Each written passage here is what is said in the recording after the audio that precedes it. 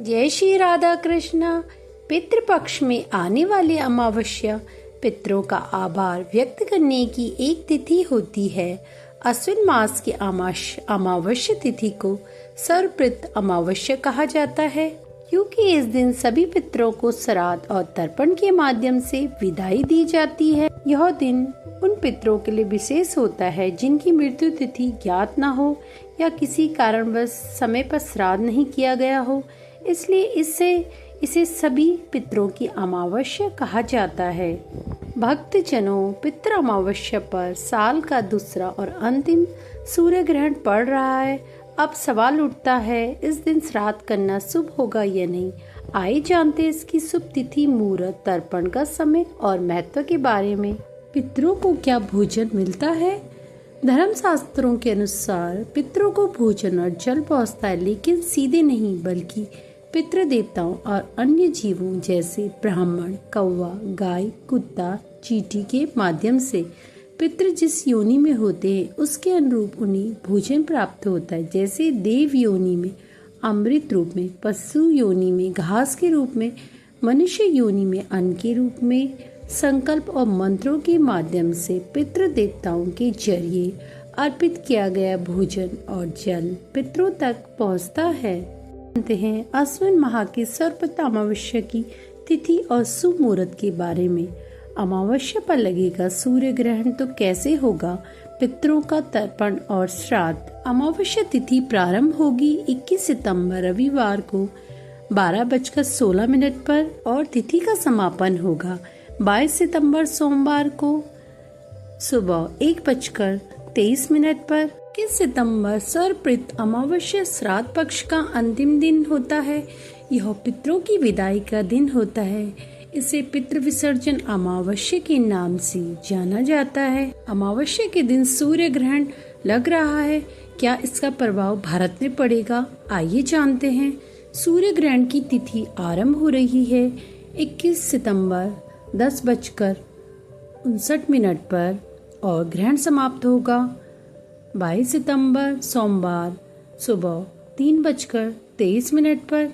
भक्तजनों, भारतीय समय अनुसार सूर्य ग्रहण का सूतक काल 12 घंटे पहले प्रारंभ होता है।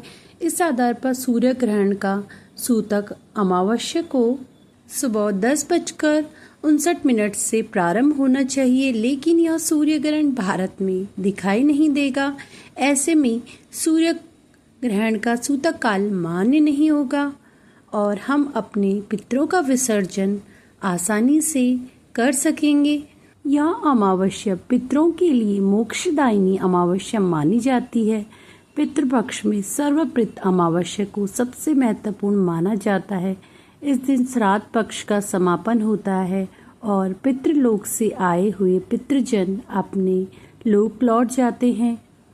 सर्वपितृ अमावस्या पर तर्पण और श्राद्ध का क्या मुहूर्त रहने वाला है? कौतुक मुहूर्त रहेगा सुबह 11:50 से 12:38 तक, रोहिणी मुहूर्त 12:38 से 1:27 तक और अपराह्न काल का मुहूर्त रहेगा दोपहर 1:27 से 3:53 तक। इस दौरान आप तर्पण और श्राद्ध कर्म कर सकते हैं। भक्तजनों, सर्वपितृ अमावस्या पर लगने वाले सूर्य ग्रहण का प्रभाव हमारे देश में नहीं होगा। ऐसे में आप बेझिझक सर्वपितृ अमावस्या पर पितरों के लिए तर्पण और श्राद्ध कर्म कर सकते हैं। इस दिन सूर्य ग्रहण के कारण अमावस्या श्राद्ध में कोई भी बाधा नहीं आएगी। तर्पण और श्राद्ध अपने पूर्वजों को प्रसन्न करने और उनका आशीर्वाद प्राप्त करने के लिए एक विशेष अनुष्ठान होता है। यह विशेष रूप से अमावस्या के दिन किया जाता है, जिसे इन अनुष्ठानों के लिए अत्यंत शुभ माना जाता है।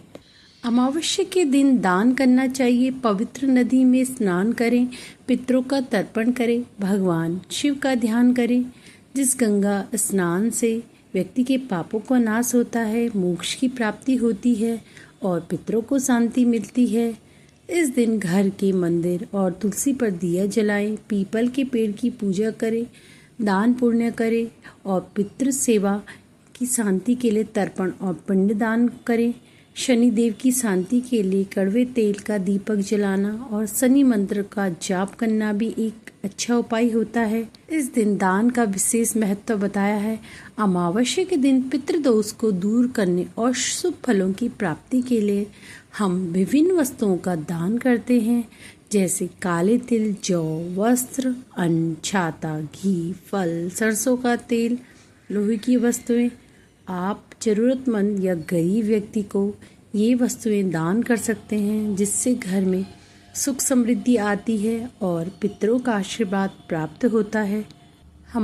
हमारी द्वारा बनाया हुआ भोजन कैसे पितरों में पहुंचता है, आइए जानते हैं। ब्राह्मण भोज।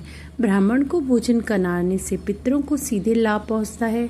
ब्राह्मण को भोजन कराना पितरों तक भोजन पहुंचाने का महत्वपूर्ण तरीका माना जाता है। कौवा, कुत्ता, गाय को भोजन। कौवे को पितृ का स्वरूप माना जाता है। गाय में सभी देवी देवताओं का निवास होता है। इन जीवों को भोजन कराने से पितृ तृप्त होते हैं। पंचबलि का विशेष महत्व है। श्राद्ध के भोजन में कौवा, गाय, चींटी, कुत्ता देवताओं के लिए पंचबलि के रूप में अर्पित किया जाता है, जो पितरों तक भोजन पहुंचाने का एक आसान तरीका होता है।